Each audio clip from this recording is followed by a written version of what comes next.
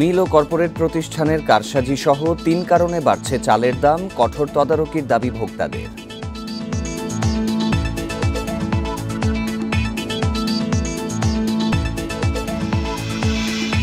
ভিয়েতনামের পর মার্কিন শুল্ক ছাড়ের আশায় বাংলাদেশ, ওয়াশিংটনে গঠনমূলক আলোচনা।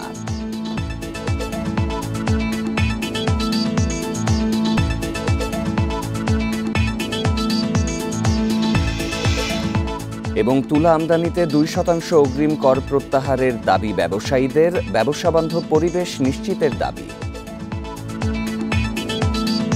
অর্থনীতি সারাদিনের শিরোনাম শুনছিলেন, পুরো খবর নিয়ে আছি সাফাত বিন ফরিদ।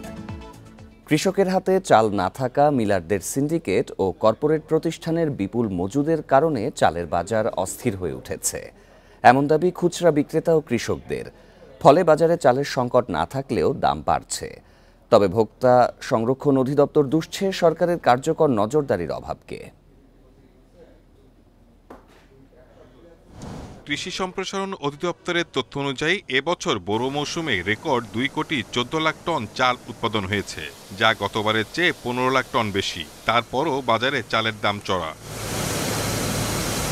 দাম বেড়ে বাজারে ভালো মানের মিনিকেট চাল বিক্রি হচ্ছে 85 থেকে 90 টাকার বেশি দামে। মোটা চাল মিলছে না 60 টাকার নিচে। টিসিবির হিসাবে এক মাসে চালের দাম বেড়েছে 15.5%। চড়া দামের জন্য মিল মালিক আর বড় প্রতিষ্ঠানগুলোকে দুষছেন বিক্রেতারা। এক ঘরে যদি 6জন 7জন লোক থাকে 3 কেজি চাল লাগে, 1 কেজি চাল যদি 80-90 টাকা, কেমনে খাইবে? মিলাররা যদি দাম বাড়ায় তাহলে বাড়ে, আর যদি ওনারা যদি কিছু কমাই দেয় তাহলে কমে। রাজধানীর চালের বেশি সরবরাহ হয় কুষ্টিয়া, নওগাঁ অঞ্চল থেকে। এখানকার কৃষকরা বলছেন সব চাল মজুত করেছে মিলাররা। তবে এসব অভিযোগ অস্বীকার করে কর্পোরেট প্রতিষ্ঠানের উপর দায় চাপাচ্ছেন মিল মালিকরা। আমার জানা মতে কোনো কৃষকের কাছে অবশিষ্ট ধান নেই বা কৃষক আসলে মজুত করে না। খাদ্য অধিদপ্তরের বা বিভিন্ন সংস্থা যারা আছে তদারকি করা তাদের দায়িত্ব, তারা এটাকে মনিটরিং করলেই কার কাছে কি ধান আছে না সেটা বাজারে জানা যাবে। ভরা মৌসুমে চালের দাম বেড়ে যাওয়াকে কারসাজি বলছে ক্যাব। খাদ্য নিরাপত্তা নিশ্চিতে কৃষি সংস্কার কমিশন গঠনসহ সিন্ডিকেটের বিরুদ্ধে ব্যবস্থা নেওয়ার তাগিদ তাদের। যে এই ব্যবসায়ী তার সেই ধরনের ব্যবসা করা উচিত, তার সেই ধরনের কাজের সাথে যুক্ত হওয়া উচিত। এগুলো যদি বন্ধ না হয় তাহলে কিন্তু ব্যবসার ক্ষেত্রে সুশাসন কঠিন হবে। আমরা যারা ভোক্তা, আমরা প্রতিনিয়ত কিন্তু ঠকব। খাদ্য মন্ত্রণালয়ের তথ্য মতে সরকারি গুদামে চালের মজুদ 13,82,000 ton. Shahid Ahmed, Independent News, Dhaka. চালের বাজার পরিস্থিতি নিয়ে আরও জানাতে এবার বার্তা কক্ষ থেকে যোগ দিচ্ছেন সহকর্মী শাহিদ আহমেদ। শাহিদ, গত এক মাসে ভরা মৌসুমেও চালের দাম প্রায় 15.5% বেড়েছে, মূল কারণটা কি? দেখুন, আসলে চালের দাম বৃদ্ধির কারণটা যদি আমরা বলি সেক্ষেত্রে আরেকটু পেছনে ফিরে তাকাতে হয়। অর্থাৎ ঈদের পরপরই বলা যায় 2 থেকে 3 সপ্তাহ ধরে একটা উচ্চ মূল্যে চালের দামটা স্থির হয়ে আছে। এর থেকে আর কোনোভাবেই কিন্তু কমছে না। এই চালের দামটা বৃদ্ধির কি কারণ সেক্ষেত্রে কিন্তু এক পক্ষ আরেক পক্ষকে দোষারোপ করছে। আমি যদি আরেকটু বিস্তারিত বলি সেক্ষেত্রে যারা খুচরা বিক্রেতা, যারা মিল মালিক এবং কর্পোরেট প্রতিষ্ঠান, 3টি গ্রুপ কিন্তু এখানে কাজ করছে। তবে সবাই কিন্তু বলছে এক নামে যে আসলে কর্পোরেট যে প্রতিষ্ঠানগুলো হাতে গোনা, আপনি জানেন যে 5 থেকে 6টি প্রতিষ্ঠান তারা কিন্তু বেশ কয়েক বছর ধরে চালের বাজারে নিয়ন্ত্রকের ভূমিকা পালন করছে এবং তারা তাদের সক্ষমতা বেশি থাকার কারণে তারা কিন্তু বিপুল পরিমাণ চাল কিনে মজুত করছে, যেটার ফলে তারাই আসলে মূলত দামটা ওঠানামার মূল ভিত্তি কিন্তু তারাই কিন্তু আসলে দামটা নির্ধারণ করে দিচ্ছে যে আসলে কত দাম হবে কি না হবে। এবং সেক্ষেত্রে আরেকটি বিষয় এখানে উল্লেখযোগ্য, সরকার যখন ধান চাল সংগ্রহের লক্ষ্যমাত্রা ঠিক করে সরকার যে দামটা দেয় তার থেকে আসলে 50 পয়সা বা 1 টাকা বা 2 টাকা কিন্তু বেশি দামে কিন্তু এই গ্রুপ অফ কোম্পানিগুলো কৃষকদের কাছ থেকে চালটা বেশি দামে কিনে নিচ্ছে। অর্থাৎ কৃষক যেখানে লাভ বেশি পাচ্ছে সেখানে চালটা দিচ্ছে এবং সেই সুযোগটা কিন্তু এই বড় মিল মালিকগুলো এবং কর্পোরেট প্রতিষ্ঠানগুলো নিচ্ছে। সুতরাং তাদের কাছে কিন্তু বিপুল পরিমাণ চালের মজুদ থাকছে এবং তারাই কিন্তু আসলে চালের দামের ওঠানামার মূল নিয়ন্ত্রকের ভূমিকা পালন করছে, এমনটাই দাবি করছেন বা অভিযোগ করছেন যারা খুচরা বিক্রেতা এবং যারা হচ্ছে পাইকারি বিক্রেতা এবং যারা মিল মালিক। আমি ঢাকা শহরে কারণ বাজার যেমন খুচরা বাজার ঠিক তেমনি বাবুবাজার এবং মোহাম্মদপুর কৃষি মার্কেটে যারা পাইকারি চালের বিক্রেতা তাদের কাছে জানতে চাইছিলাম আসলে মূল কারণটা কি। সবাই কিন্তু বলছে যে আসলে বাজারে কিন্তু আগে যে চাতাল বা মিল সেখান থেকে কিন্তু মূল চালের যোগানটা আসতো বেশ কয়েক বছর ধরে। যখনই এটা বড় গ্রুপ অফ কোম্পানি এবং তারা কিন্তু শুধু যে চাল তা না, যে আমাদের দেশের যে ভোগ্যপণ্যের বাজার সে পুরো বাজারটাই কিন্তু তাদের নিয়ন্ত্রণ, এবং তারা নতুনভাবে চালের বাজারে আসার পরে একটা বলা যায় যে একটা শূন্যতা সৃষ্টি হয়েছে এবং সব চালটাই কিন্তু বিপুল পরিমাণে মজুত করার সক্ষমতা থাকার কারণে বাজারে কিন্তু এই প্রভাবটা, অর্থাৎ শুধু প্রভাব বললে ভুল হবে, নেতিবাচক প্রভাবটা কিন্তু পড়ছে। অর্থাৎ কৃষক কিন্তু যেখানে দাম বেশি পাচ্ছে সেখানে চালটা তারা বিক্রি করছে। এর পরের ধাপটা হচ্ছে মিল মালিকরা যে পরিমাণ সক্ষমতা তার কয়েক গুণ বেশি সক্ষমতা এই বড় গ্রুপ অফ কোম্পানিতে। এবং এক্ষেত্রে আসলে ক্যাব যে ভূমিকা রাখার কথা বলছে, তারা কি মাঠে কার্যকর কোনো ব্যবস্থা নিচ্ছে? অন্যদিকে তো সরকারের যে কার্যকরী নজরদারির একটি অভাবের কথা বলছে, সেই দিক থেকে আসলে সেই দায়িত্বগুলো পালন করা হচ্ছে কি?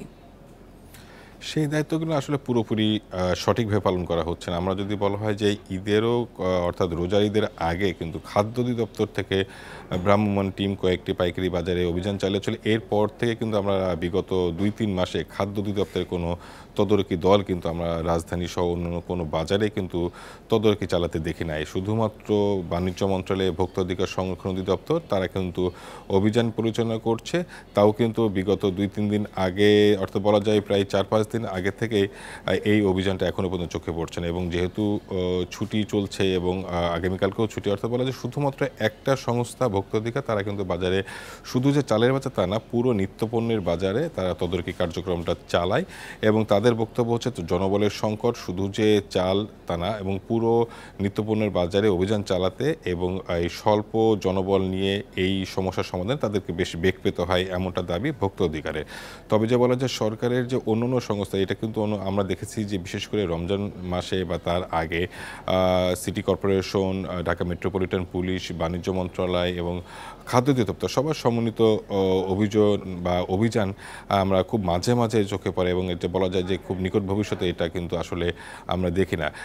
যারা ভোক্তা অধিকার নিয়ে কাজ করে, অর্থাৎ কনজিউমার অ্যাসোসিয়েশন বাংলাদেশ ক্যাব, তারা বলছে যে সরকার বর্তমান অন্তর্বর্তী সরকার যে বিভিন্ন ক্ষেত্রে যে সংস্কার কমিশন গঠন করেছে, কিন্তু কৃষি নিয়ে, অর্থাৎ কৃষি বিষয়ক নিয়ে কোনো সংস্কার কমিশন নয়। তাদের দাবি যে আলাদা একটা সংস্কার কমিশন হতে শুধুমাত্র কৃষি পণ্য নিয়ে, এবং সেক্ষেত্রে চাল সহ অন্যান্য যে খাদ্যপণ্য রয়েছে বিশেষ করে কৃষি পণ্য, সেক্ষেত্রে আসলে বিগত সময়ের যে ব্যর্থতা সেগুলো খতিয়ে দেখা এবং আগামীতে বাজার যাতে কিভাবে স্বাভাবিক পর্যায়ে রাখা যায় সেই ক্ষেত্রে নিয়ে আসলে সংশ্লিষ্ট যারা স্টেক হোল্ডার আছে তাদের নিয়ে একটা সমন্বিত উদ্যোগের দরকার।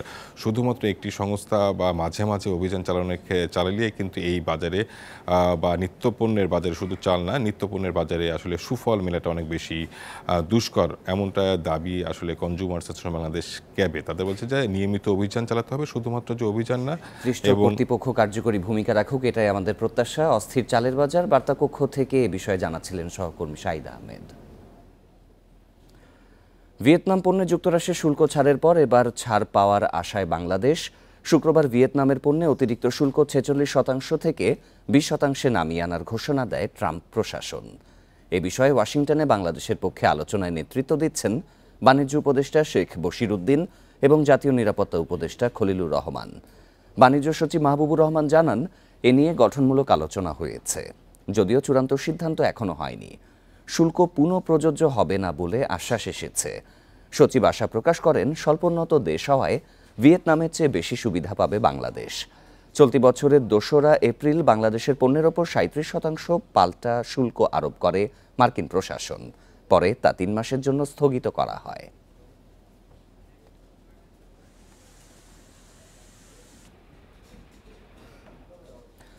আমদানি রপ্তানি শুল্ক কর চালান বা অটোমেটেড চালানের মাধ্যমে জমা দেয়া যাবে। এখন থেকে দিনরাত যে কোনো সময় যে কোনো স্থান থেকে জমা দেয়া যাবে কাস্টমস শুল্ক। ডেবিট, ক্রেডিট কার্ড কিংবা MFS ব্যবহার করে পরিশোধ করা যাবে শুল্ক কর। এক সংবাদ বিজ্ঞপ্তিতে বিষয়টি জানিয়েছে জাতীয় রাজস্ব বোর্ড NBR। NBR বলছে, এই চালান সরকারি রাজস্ব আহরণের একটি ওয়েব ভিত্তিক সিস্টেম, যার মাধ্যমে ঘরে বসেই রকেট, বিকাশ বা নগদ যে কোনো মাধ্যমে শুল্ক কর জমা দিতে পারবেন গ্রাহক। এতে অল্প সময়ে বন্দর থেকে পণ্য খালাসে ব্যবহার করা যাবে সিস্টেম জেনারেটেড রসিদ নম্বর। এই চালানের মাধ্যমে জমা দেওয়া অর্থ তাৎক্ষণিকভাবে সরকারি কোষাগারে জমা হবে। এতে সময় ও আর্থিক ক্ষতি কমবে বলেও জানিয়েছে এনবিআর। গত এপ্রিলে কমলাপুর কাস্টমস হাউসে প্রথম এই পদ্ধতির পাইলটিং শুরু হয়। এরপর পানগাঁও কাস্টমস হাউসে তা চালু করা হয়। বৃহস্পতিবার এই ব্যবস্থা যুক্ত হয় চট্টগ্রাম কাস্টম হাউসে। আগামী সোমবার থেকে ঢাকা কাস্টম হাউস সহ সব কাস্টমস হাউসে এই ব্যবস্থা চালু হওয়ার কথা রয়েছে।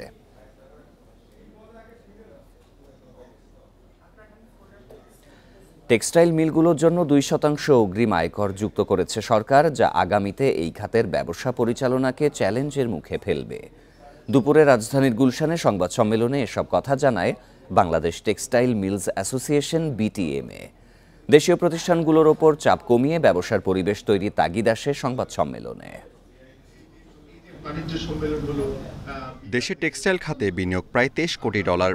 রপ্তানি আয়ের প্রায় 85% আসে এই খাত থেকে। তবে 2025-26 অর্থবছরের বাজেটে টেক্সটাইল মিলগুলোর জন্য 2% অগ্রিম আয়কর যুক্ত করা হয়েছে। ফলে এই খাতে মোট করের পরিমাণ দাঁড়িয়েছে 29%, যা আগামীর ব্যবসা পরিচালনায় চ্যালেঞ্জ হয়ে দাঁড়াবে বলে জানায় বিটিএমএ। সংবাদ সম্মেলনে বক্তারা বলেন, বর্তমানে জ্বালানি সংকট, মজুরি বৃদ্ধি সহ নানা সংকটে এই খাতে উৎপাদন খরচ 15 থেকে 20% বেড়েছে। বাজেটের আগে ব্যবসায়ীদের সঙ্গেও আলোচনায় বসলেও কোনো পদক্ষেপ নেওয়া হয়নি। যে বাজেটটা হলো, এই বাজেটে আমাদের সাথে আলোচনা করা হলো, কিন্তু অত্যন্ত দুঃখের সাথে বলতে হচ্ছে যে বাজেট ডিসকাশনে ব্যবসায়ীদের কাছ থেকে যেই ধরনের পরামর্শ নেওয়া হয়, ওই পরামর্শের একটি ব্যাপারও কিন্তু আমরা বাজেট যেটা ফিক্সড হলো সেখানে দেখিনি। তাহলে এই লোক দেখানো ডিসকাশন করার কি প্রয়োজন?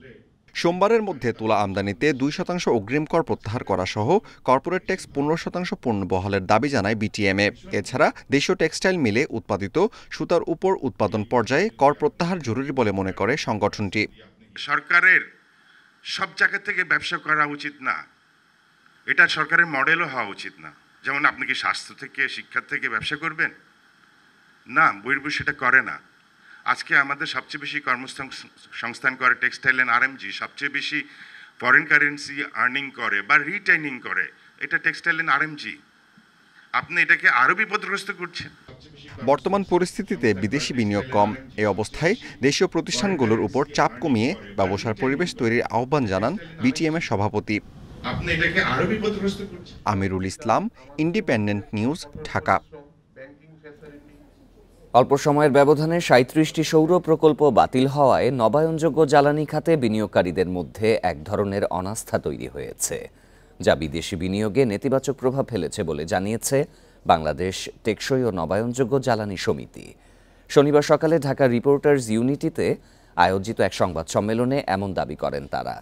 এ সময় প্রকল্পগুলো পুনঃবিবেচনায় নেয়ার আহ্বান জানায় সমিতি নেতারা। বলেন, সরকার এরই মধ্যে 55টি নতুন সৌরবিদ্যুৎ প্রকল্পের জন্য দরপত্র আহ্বান করলেও অনাস্থার কারণে এসব প্রকল্পে বিদেশি বিনিয়োগকারীরা তেমন অংশগ্রহণ করছে না। নেট মিটারিং ও শুল্কায়ন জটিলতা দূর করে বিনিয়োগবান্ধব পরিবেশ তৈরির দাবি তুলে ধরা হয় সংবাদ সম্মেলনে। পাশাপাশি নবায়নযোগ্য জ্বালানির ব্যবহার বাড়াতে সরকারের কাছে 11টির প্রস্তাব তুলে ধরে সংগঠনটি।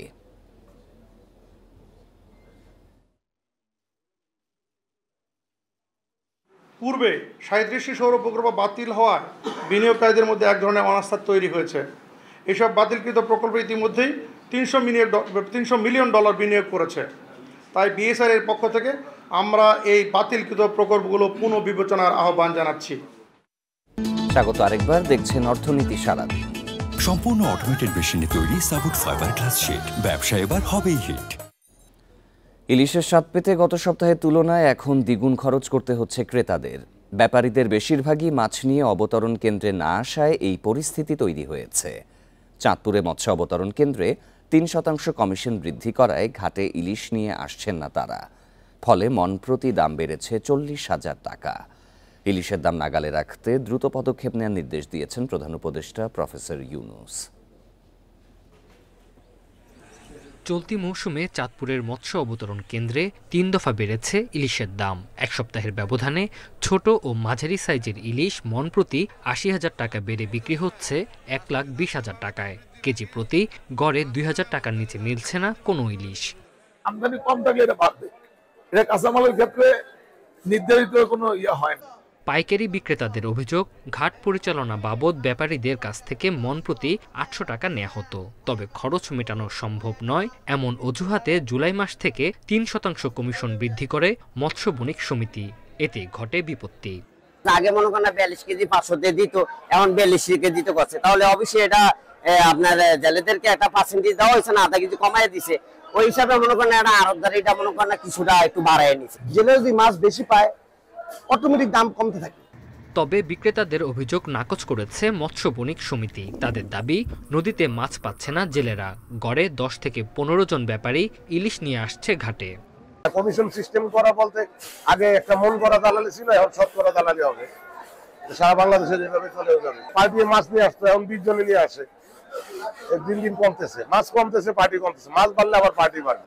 ইলিশের দাম নির্ধারণের জন্য প্রস্তাব মন্ত্রণালয় পাঠিয়েছেন জেলা প্রশাসক। পরে দাম নিয়ন্ত্রণে মৎস্য ও প্রাণিসম্পদ মন্ত্রণালয়কে দ্রুত পদক্ষেপ নিতে নির্দেশ দিয়েছেন প্রধান উপদেষ্টা ডক্টর মোহাম্মদ ইউনূস। মূল্য নির্ধারণের বিষয়টাতে মন্ত্রণালয় যদি আমার কাছে স্পেসিফিক পরামর্শ চায় বা মতামত চায় যে আসলে কি পদ্ধতিতে আমরা করতে পারি, সেই ক্ষেত্রে হয়তো আমি তাদেরকে পরামর্শ দিব।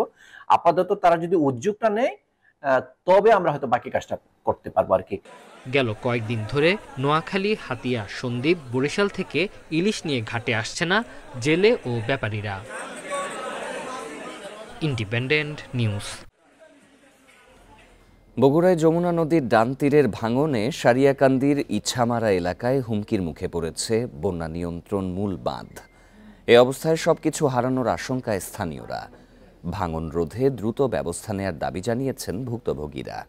এদিকে পানি উন্নয়ন বোর্ডের কর্মকর্তাদের দাবি, ভাঙন রোধে নেওয়া হয়েছে ব্যবস্থা। ২ বছর আগে যমুনা নদীর ভাঙনে ইছামারা ও ফকিরপাড়া এলাকায় বাড়িঘর ও শতবিঘা ফসলি জমি বিলীন হয়ে যায়। এরপর তীর রক্ষায় কাজ শুরু করে পানি উন্নয়ন বোর্ড। নদী ভাঙন ঠেকাতে প্রায় ১২ কোটি টাকা ব্যয়ে জিও ব্যাগ ফেলা হলেও তা কাজে আসেনি। বরং কয়েকদিন আগে নতুন করে ভাঙনে ফসলি জমি সহ নদীগর্ভে হারিয়েছে প্রায় ৭০০ মিটার এলাকা। হুমকির মুখে বন্যা নিয়ন্ত্রণ বাঁধ, আর এ নিয়ে আতঙ্কে স্থানীয়রা। আর এই ভাঙন ঠেকান না যায়, এই বাঁধের গেলে ঘরে আমাদের অবস্থা আরো খারাপ। বাঁধ যে জিলে বাড়ি ঘর আছে সব উঠে ভেসে যাবো। অতি নিকটে বাঁধ, এই বাঁধটাও যদি ধরে তাহলে আগের দাঁড়ানোর মতো আর জায়গাটা থাকতেছে না। আর আগে ভেঙে গেছে গা, আবার অনেক অল্প দিনের মধ্যে একবার ভাঙ্গা শুরু বেশি হয়ে গেছে গা, একবার বিঘে খানি গেছে, আরো যাওয়ার মতন ক্ষমতা হয়ে গেছে। পানি উন্নয়ন বোর্ড বলছে, ইছামারা এলাকায় বন্যা নিয়ন্ত্রণ মূল বাঁধ থেকে মাত্র ৩০০ মিটার দূরে ১ কিলোমিটার এলাকা জুড়ে ভাঙন ভয়াবহ আকার ধারণ করেছে। ঝুঁকিতে রয়েছে আরো ৪.৫ কিলোমিটার এলাকা। তবে ভাঙন রোধে স্থায়ী ব্যবস্থা নেওয়া হচ্ছে বলে জানান কর্মকর্তারা। শেখ কামালপুর থেকে ডাউন স্ট্রিম পর্যন্ত প্রায় ৪ কিলোমিটার অরক্ষিত আছে, ভাঙন প্রবণ আছে। সেই ভাঙন কবলিত এলাকা স্থায়ীভাবে প্রতিরক্ষা কাজ করার জন্য আমরা একটা ডিপিপি প্রণয়ন করেছি স্টাডির ভিত্তিতে। সেই ডিপিপি ব্যয় দাঁড়িয়েছে ১৭৫০ কোটি। এই ডিপিপিটা অনুমোদন হলে এই ৪ কিলোমিটার স্থায়ীভাবে প্রতিরক্ষা করা সম্ভব হবে। বন্যা নিয়ন্ত্রণ বাঁধটি ভেঙে গেলে বগুড়া ও সিরাজগঞ্জের অন্তত ৫টি উপজেলায় স্কুল, মসজিদ সহ নানা অবকাঠামো ও ফসলি জমি ক্ষতিগ্রস্ত হবে। Hasibur Rahman, independent news, Sariakandi, Bogura.